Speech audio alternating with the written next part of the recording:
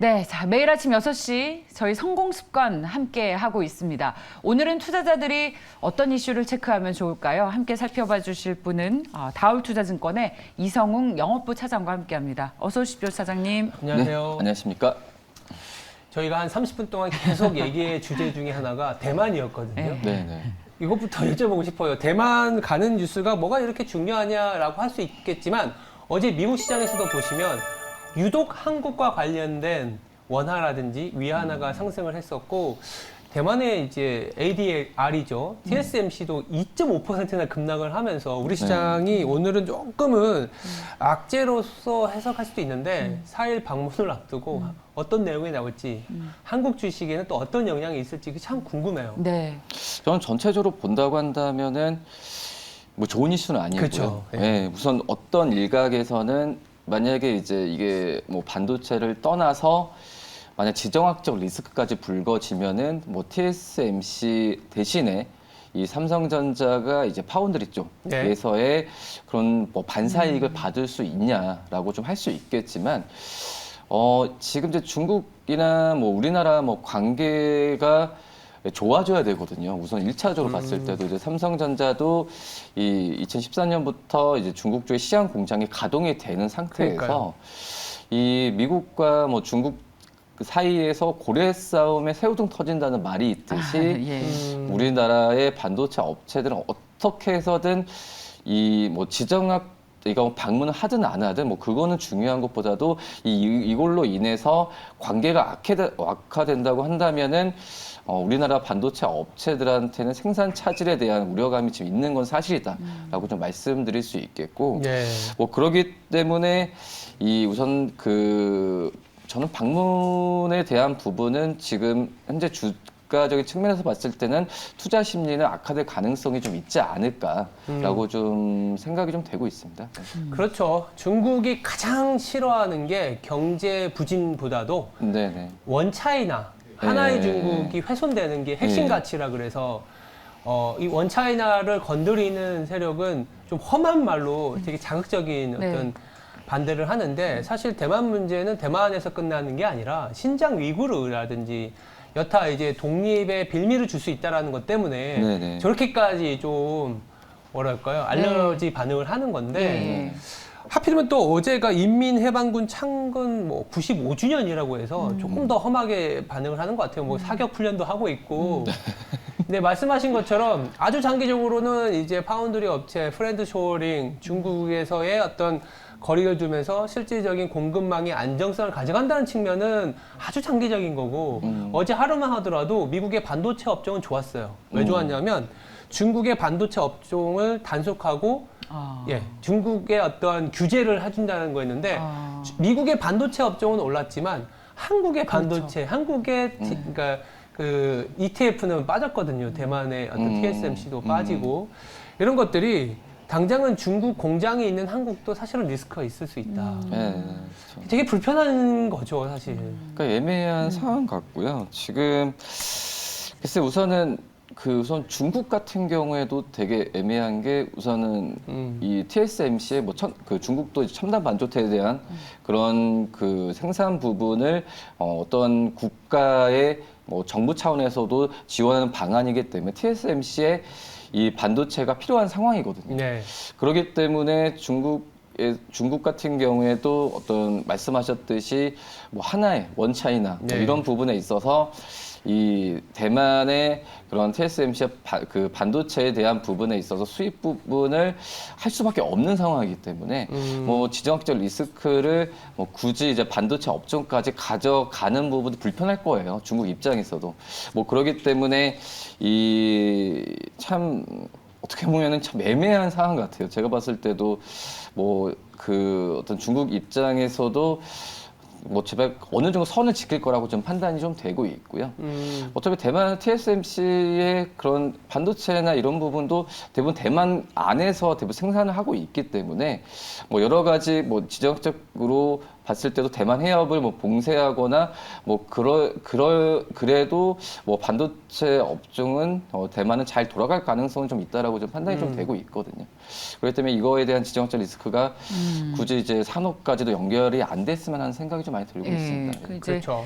바람인데 바람인데 지금 네. 미국이 칩4 동맹을 추진할 것 같고 우리도 고민을 하고 있지만 그리고 지금 이슈대로라면 미중 분쟁도 다시 격화될 것 같고 예. 대만 이슈까지 불거지면 이 반도체 산업이 상당히 중요한 위치를 차지하고 있는 우리나라도 산업이 타격이 있으면 주식시장 투자자들 특히 삼성전자 가지고 계신 분들 네. 고민이 많을 텐데 이런 고민의 변곡점이 될 만한 뉴스인지 어떤 판단을 할 수 있을까요? 일단 시장은 예. 또 7월에 또 단기적으로 좀 많이 올라온 상태거든요. 물론 이제 성적 자체가 막 썩 만족할 만한 수준은 아니지만 글로벌리 반등이 나온 상태에서 이런 뉴스는 좀 불편하긴 해요.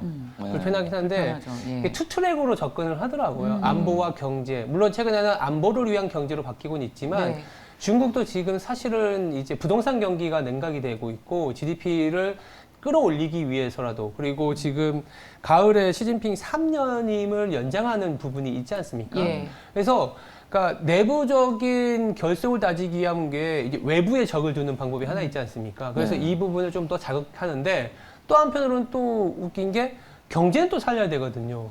그래서 말씀하신 것처럼 뭐 반도체라든지 이런 게 안 돌아가면 경제가 살아나지 않기 때문에 그러니까 약간의 불매 운동은 나올 수 있다는 얘기들이 있더라고요. 약간의 불매 운동은 나올 수 어디에 있는데 대한 불매 운동이요? 뭐 네. 미국 애플이나 이런데 네. 잘 안 먹힐 것 같고 어느 한 외신에서는 네. 오히려 이 칩4 동맹에 가담한 한국 그리고 대만, 그럴 수 일본에 있죠. 대한 제품에 불매 운동을 할 수 그럴 수 있다. 우리가 당한 게 있잖아요. 네. 사스 같은. 그렇죠. 네, 사드죠. 그래서 사드. 오히려 예. 반도체는 괜찮은데 중국의 불매 운동으로 인해서 최근에 이제 뭐 한 번 뭐 안 좋아지긴 했지만 이제 소비와 관련된 제품들이 오히려. 역으로 안 좋을 수 있다 이런 내용도 좀 나오고 있어요. 과자나 화장품, 네, 뭐 네. 오리온이나 면세점, 롯데그룹, 면세점 그럴 수가 있겠네요. 근데 저는 이렇게 예. 보면은 이제 미국이 칩4 동맹이라고 하는데 이게 어떻게 보면은 이제 미국이 중국을 견제하기 위해서 왠지 우리나라도 그렇고 대만도 그렇고 약간의 좀 수단으로 좀 그 느낌이 네. 좀 많이 강하거든요. 뭐 예. 지금 미국 정부도 그 전에 뭐 대만의 이 이슈도 있었죠. 대만의 TSMC의 뭐 반도체나 이런 부분에 의존도를 낮추겠다는 그 의지도 많이 좀 그 피력했었거든요. 뭐 그런 상태에서 이제 뭐 칩4 동맹을 하자라고 하는 부분에 있어서 참 우리나라도 그렇고 대만도 그 중간에서 참 애매한 위치가 됐다. 그래서 칩4 동맹을 뭐 거부할 수도 없는 상황이고 뭐 엔비디아나 미국의 기업들 같은 경우에도 뭐 우리나라 그 삼성전자한테도 일부 지금 그 전에도 이제 반도체에 대한 어떤 그 설계나 이런 걸 많이 부탁했던 상황이기 때문에 네. 이게 칩4 동맹 자체는 불편한 그런 좀 시각인 것 같아요. 뭐 이게 뭐 이익이 될 수 있다. 뭐 이런 얘기 하겠지만은 결과적으로 크게 본다고 한다면은 이 동맹 자체 부분은 우리나라 반도체 업체들 참 애매한 상황이고 이렇게 좋은 이슈는 아니지 않을까 하는 생각이 듭니다. 자, 그렇다면 저희가 이 칩4 동맹까지 대화를 확산을 해서 네. 중국 소비주까지 어떤 영향이 미칠 수 있다라는 얘기를 해봤는데 네. 그러면 반도체주 아마 직접적인 영향이 있다면 있을 수 있을 그리고 중국 소비주 우리 내수 요즘에 이제 뭐 좋아지면서 많이 또 흐름이 나쁘지 않았는데 네. 이런 종목군들에 대한 투자 아이디어를 지금 고민을 해봐야 되는지에 대한 결론을 좀 내리고 갔으면 좋겠어요. 이성우 차장님이라면 어떻게 하시겠습니까? 글쎄 우선은 예. 뭐 지정학적 리스크가 불거지면은 투자 심리는 안 좋다. 중국 소비주 전체적으로 봤을 때도 그러니까 가뜩이나 참 이제 다시 한번 이제 좀 올라올 시기가 됐었는데 뭐 찬물을 끼얹는 그런 부분이기 때문에 찬물이 되긴 돼요. 그렇죠. 될 것 같아요. 네. 우선 뭐 주가 뭐 이제 주가 측면에서 봤을 때는 주가 선반영 상품이기 때문에 뭐 이런 이슈 자체 같은 경우가 참 이제 말씀하셨듯이 불매 운동까지는 안 갔으면 좋겠지만은 그거에 대한 부분이 주가에 좀 선반영될 가능성도 있기 때문에 약간 중국 관련주 같은 경우에도 그 악영향을 미칠 가능성이 있다라고 좀 판단이 좀 되고 있습니다. 그렇죠. 예. 중국은 아직 애국 소비를 지향하더라고요. 네. 이런 뉴스, 정치적인 뉴스가 나오면 조금은 우리가 한 20, 30년 전에 애국 소비하면 조금 소위 말해서 먹혔잖아요. 지금은 사실은 정말 소비자의 먹혔죠. 어떤 개개인의 선호가 예. 선진국화되어 있기 때문에 맞습니다. 애국 소비를 자꾸 해도 잘 안 예, 되지만 그럼요. 지금 중국은 예. 애국 소비를 정부 차원에서 자극을 하면 소위 말해서 좀 잘 워킹을 하고 있기 때문에 오늘 하루만 놓고 보면 사실 그동안 많이 중국 모멘텀이 많이 좀 둔화됐다고 하더라도 네, 맞습니다. 화장품주도 슬쩍 보면 여전히 중국 때문에 안 좋다라는 얘기가 있어 왔거든요. 네네. 바닥인 거 아니냐라는 얘기가 나올 때 조금은 변동성을 자극하는 뉴스일 수 있을 것 같고요. 더불어서 또 중국이 또 히토류를 많이 들고 있잖아요. 예. 또 나올 수 있는 거죠. 예. 히토류 갖고 또뭐 수출을 제한한다라든지 그러면 우리나라에서는 또 히토류와 관련된 뭐 수혜나 피해주들이 또 움직일 수도 있지 않겠냐라는 생각을 좀 해요. 히토류 관련 주식이 그러면 테마가 형성이 돼서 그렇죠. 상대적으로는 또 당분간 테마가 형성이 될 가능성도 있고 그러면 반도체 주식에 대한 투자 아이디어는 어떻게 반도체. 가져갈까요? 가격적인 측면은 상당히 매력적이라고 저는 아직도 봐요. 예. 아직도 보는데 역시 길게 봐야 되는구나라는 생각은 좀 갖고 있습니다. 그래서 삼성전자 기준으로는 5만 원, 예. 6만 원대가 이게 절대적으로 팔아야 되는 가격이냐라고 하면 그렇지는 않은 것 같아요. 맞아요. 다만 이제 이 대만이라는 이슈가 아주 장기적으로 가지는 않을 것 같은데 길게 보면 2, 3개월일 것 같거든요. 왜냐하면 공산당 회의에 예. 활용할 가치가 굉장히 높은 이벤트라서 중국으로서도 이 이벤트를 단기에 끊어내지는 않을 것 같아요. 외부의 적을 만들어서 단기적인 어떤 단합을 갖고 가기 위함이기 때문에 오히려 삼성전자는 뭐 3분기 실적이 나오는 9, 10월에 그러니까 이 횡보를 하다가 어쩌면 좀 탄력을 받을 수 있지 않겠냐는 생각을 좀 해봅니다. 가격적으로는 좀 매력적이지 않겠냐는 생각은 해요. 예. 그러니까 주가적인 측면에서 이 지정학적 리스크가 겹치면은 굉장히 머리가 아파지는 맞아요. 상황이거든요. 그리고 말씀하셨듯이 그래서 역사적으로 봤을 때도 이런 리스크가 길게 가진 않았기 때문에 뭐 변동성은 나올 수는 있겠지만은 뭐 큰 어떤 이 부분으로 뭐 주가 측면에서 활용하는 부분보다 좀 지켜보는 게 저는 제일 낫지 않을까라고 좀 판단이 됩니다. 이 동맹 쇼링에 한국이 피해를 보고 정말 한국이 만만한지 이런 일이 있을 때마다 정말 저희가 너무나 그 피해를 받고 있는데 그렇죠. 네, 적어도 저희 성공습관 투데이에서는 이 낸시 펠로시 하원 의장의 대만 방문에 대해서 우리 시장에 변동성이 있다라는 측면으로 해석을 하고 있습니다. 네. 단기적으로 봤을 때는 중국의 소비주들이 즉각적인 피해를 볼 수 있고 히토류 관련 테마는 움직일 가능성이 있으며 반도체 주식에도 뭐 좋은 여건은 아니지만 그래도 가격적으로 봤을 때 길게 보면 여전히 매력 있는 구간이다라는 톤 정도로 정리를 하고 넘어가도록 하겠습니다. 네. 자, 다음 이슈 살펴보겠습니다. 앞서 저희 앵커 브리핑에서도 이야기를 했지만 신재생 에너지 관련 주식, 우리 시장에서 최근에 그야말로 주도주라고 해도 과언이 아니었었죠. 또 미국에서도 485조 원 투자해서 인플레이션 감축 법안을 통해서 관련 산업에 투자를 한다는 소식이 전해지고 있습니다. 2차 전지 주식에 대한 투자 아이디어를 살펴볼 텐데 네. 또 뭐 중국산 배터리가 워낙 싸서 미국에서 화제가 일어나고 있어서 역시 비싼 걸 써야 되는구나. 역시 한국 배터리야. 이런 인식이 확산이 된다면 우리 배터리 주에 대한 어떤 관심도도 더 높아지겠죠. 네. 사장님 어떤 의견 가지고 계십니까? 역시 뭐 비비 법안이든 저는 가장 큰 수혜는 이제 전기차라는 좀 생각은 많이 들고 있고 우리나라 네. 주식시장에서도 1차적으로 많이 반응했던 게 바로 이제 전기차 특히 이제 뭐 배터리 관련주라고 좀 볼 수 있어서 이 전기차가 뭐 성장주로도 분류가 되면서 인플레 우려 때문에 뭐 조정을 받았지만 그 안에서 이제 지금 이제 인플레 우려가 잦아들었을 때 성장주들이 다시 한번 이제 낙폭을 회복하는 과정에서도 이 전기차 관련주들이 가장 큰 지금 반응을 많이 하고 있는 현재 상황이라고 좀 말씀드릴 수 있겠고요. 그리고 이번에 뭐 법안을 본다고 하더라도 참 미국이 여러 가지 보조금에 대한 부분에 있어서도 공격적으로 그동안의 전례가 없었던 이 공격적으로 지금 투자를 하고 있는 상태고 특히 이제 중요한 부분이 그동안 이제 누적 판매 20만 대에 대한 그런 부분을 제한했었는데 이 부분이 풀어졌거든요.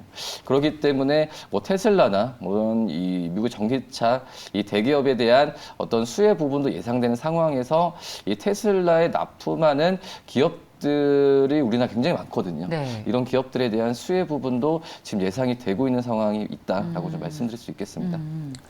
아무래도 2차 전지는 뭐 작년에 한번 시세를 주긴 했지만 네. 여전히 그럼요. 정부 측에서 밀어붙이는 정책 중에 하나가 또 전기차의 보급률 이런 부분이기 때문에 그리고 최근에 유럽보다 미국에 더 관심을 많이 갖더라고요. 네, 미국에서의 2차 전지 내지는 전기차 판매량이 얼마나 갖고 가는지에 따라서 현대차 그룹주와 그리고 우리가 흔히 알고 있는 2차 전지 배터리 쪽이 높아지는데 그런 측면에서 지난주에 또 SK에서 투자를 했다라는 거 예. 그리고 또 데이터를 보니까 여전히 2025년까지는 수요보다 공급이 적다. 그러니까 과수요 상태이기 때문에 미국에서는 예. 2차 전지 관련된 뉴스는 아마도 이런 힘든 구간에서 또 상대적으로 덜 빠지고 왜냐하면 예. 작년에는 워낙 가격이 높아서 주가가 하락할 때 주도적으로 좀 더 급락을 많이 보였는데 빠졌죠. 예. 지금에 와서는 실적을 보니까 배터리 관련된 밸류체인이 생각보다 괜찮다라는 뉴스가 나와서 되려 지금 같은 변동성에는 오히려 2차 전지 쪽의 매출을 보면서 가는 것도 하나의 방법이라는 생각이 들어요.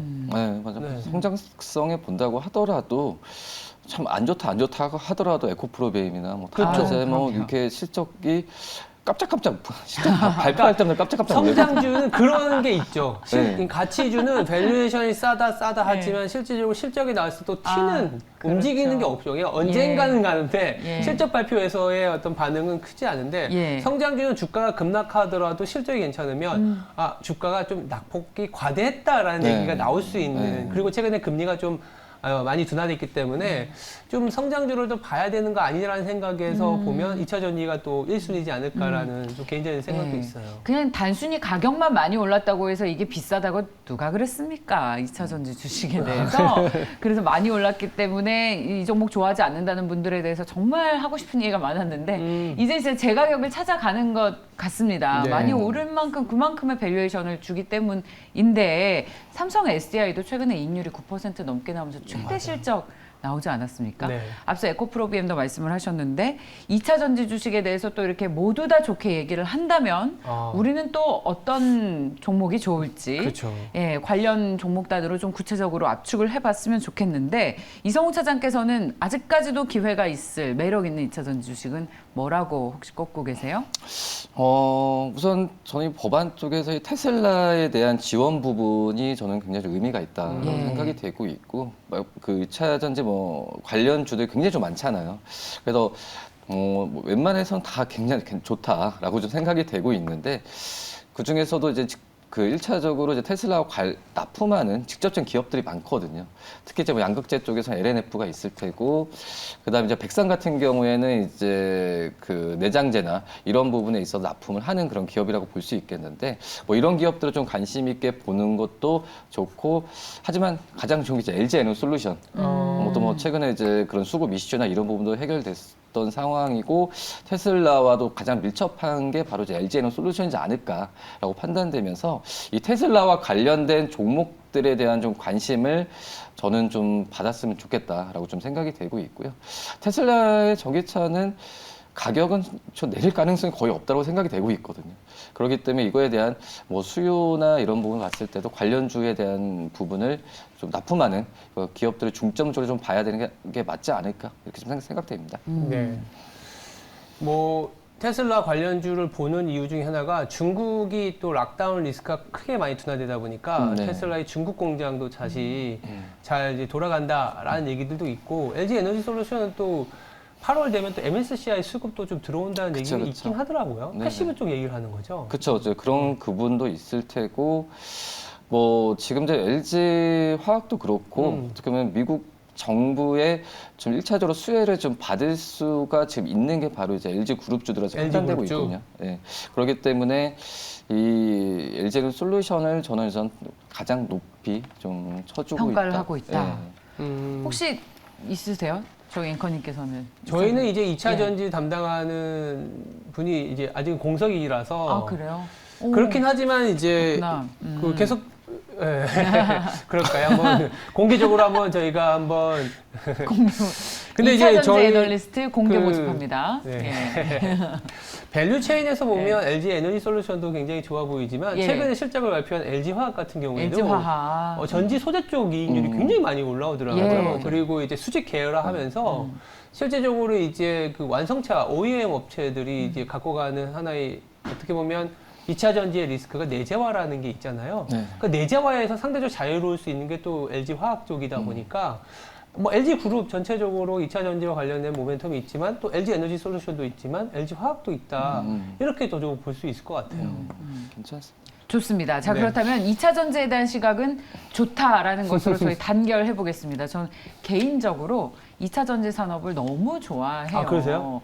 저는 산업의 개화기, 어떤 우리가 사는 삶의 패턴을 아예 바꾸는 산업에는 인간이라면 반드시 투자해야 한다라고 보는데 앞으로 다 어차피 전기차 탈 거잖아요. 그거 내가 느끼잖아요, 피부로. 그리고 아직 전기차 침투율은 절반도 안 됩니다. 뭐 10%, 뭐 예, 15%, 뭐 이 그러니까요. 정도 수준이기 때문에 이런 산업은 반드시 투자를 해야 한다라고 생각을 하고 있기 때문에 비싸다라고 얘기를 하시는 분들에 대해서 정말 할 말이 많습니다. 근데 오늘 아. 다행히 오늘 저희는 모두 2차 전지 관련 주식에 대한 투자 의견이 긍정적으로 결론을 내려봤는데 예. 여기서 좀 더 확장을 하고 싶은 게 앞서 말씀하셨듯이 유가가 많이 떨어져서 우리 시장을 최근 주도했던 신재생 에너지 관련 주식이 좀 떨어질 가능성이 있다라는 얘기를 저희가 앞서 좀 하지 않았습니까? 예. 어제 같은 경우에는 미국에서 이제 태양광이라든지 뭐 풍력, 뭐 클린 에너지 할 것 없이 다 같이 하락을 했거든요. 네. 물론 이제 뭐 단기적인 이제 상승에 대한 실현도 있지만 유가가 급락하다 보니까 전체적인 에너지와 관련된 투자 아이디어가 조금은 다운이 된 부분이에요.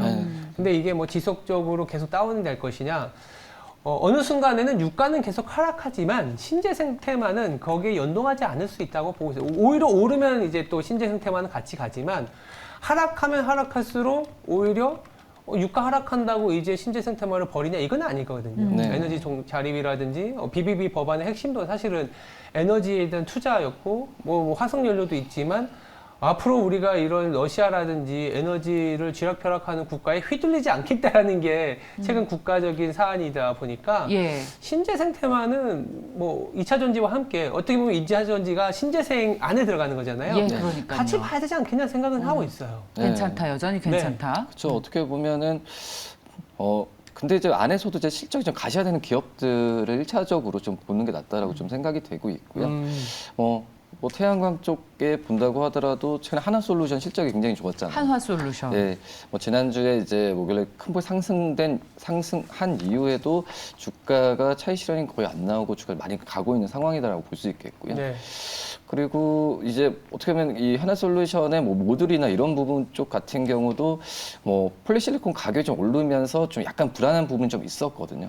하지만 역시 뭐 수요나 이런 부분에 있어서 탄탄하고 안에서의 또 그 기술이나 이런 부분이 집약됐던 부분이 지금 발휘를 하고 있기 때문에 네. 이 기업들을 좀 하나솔루션 뭐 좀 태양광에서는 관심 있게 보는 게 낫지 않을까라고 좀 생각이 좀 됩니다. 네, 그럼 저희는 2차 전지를 비롯한 신재생 에너지 주식에 대한 투자 아이디어는 계속 가지고 가겠습니다. 부침이 네. 있더라도 그렇죠. 흐름을 훼손한 네. 것은 아니다라는 결론을 짓고 가시죠. 네. 다음 이슈 살펴보겠습니다.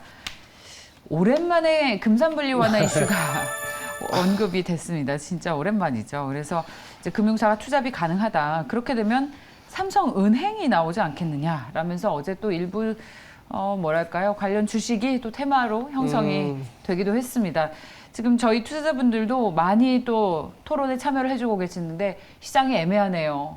이것도 저것도 아니고 야, 또 중국과 미국의 싸움에 우리 터지나요? 네. 이런 걱정들을 하고 계실 때에는 뭔가 확실한 이슈가 있는 테마가 또 대안이 될 수 있죠.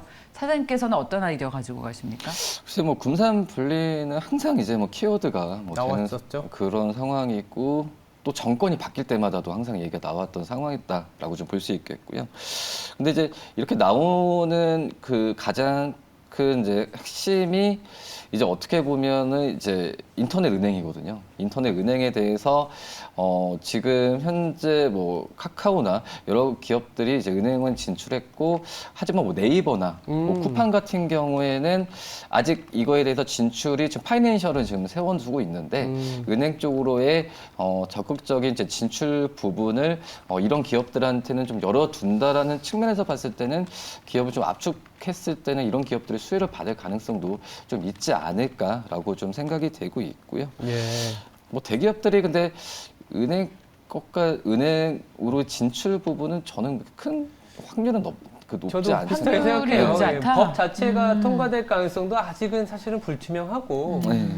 삼성 입장에서 은행을 가져갈 이유가 굳이 있을까라는 생각이 네. 들거든요. 그렇죠. 근데 굳이 이게 또 이제 문제가 또 많을 수도 이게 금산분리에 대한 부분에 있어서 그 제한을 쉽게 못 푸는 이유 중에 하나가 어떻게 보면은 이 일반 비금융 쪽에서 자회사 이용할 수 있거든요. 이 금융 만약에 안 좋은 뭐 재무상 안 좋았을 텐데 이 부분을 이용해서 할 수도 있는 상황이기 때문에 이게 좀 쉽게 되지도 않고 서두에 말씀드렸다시피 이 정권이 바뀔 때마다 항상 얘기 나왔지만은 뭐 크게 그 이슈가 되진 않았다라고 좀 말씀드릴 수 있겠습니다. 예, 지금 저희 이슈를 들으시던 PD님께서 대기업은 꼭 이 두 가지는 가지고 싶어한다. 언론사와 은행 꼭 가지고 싶어한다. 그러니까 은행은 이 자금 조달 창구로서의 역할을 예전에 좀 했었는데 사실 많이 희석이 됐어요. 이를테면 삼성전자나 현대차 같은 경우에는 삼성전자 같은 경우 회사채도 없어요.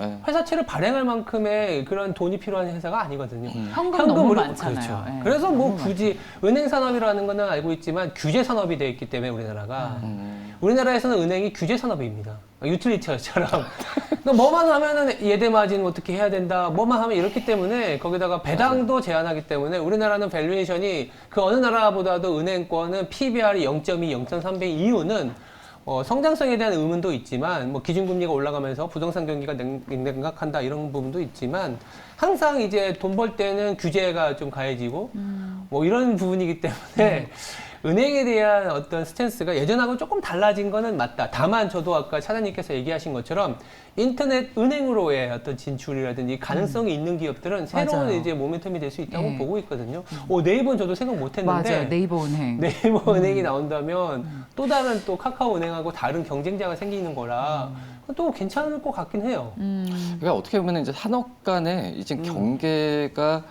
이제 뭐 많이 없어진 상태이기 때문에 이런 얘기가 좀 계속 나오지 않을까라고 좀 생각이 되고 있고요.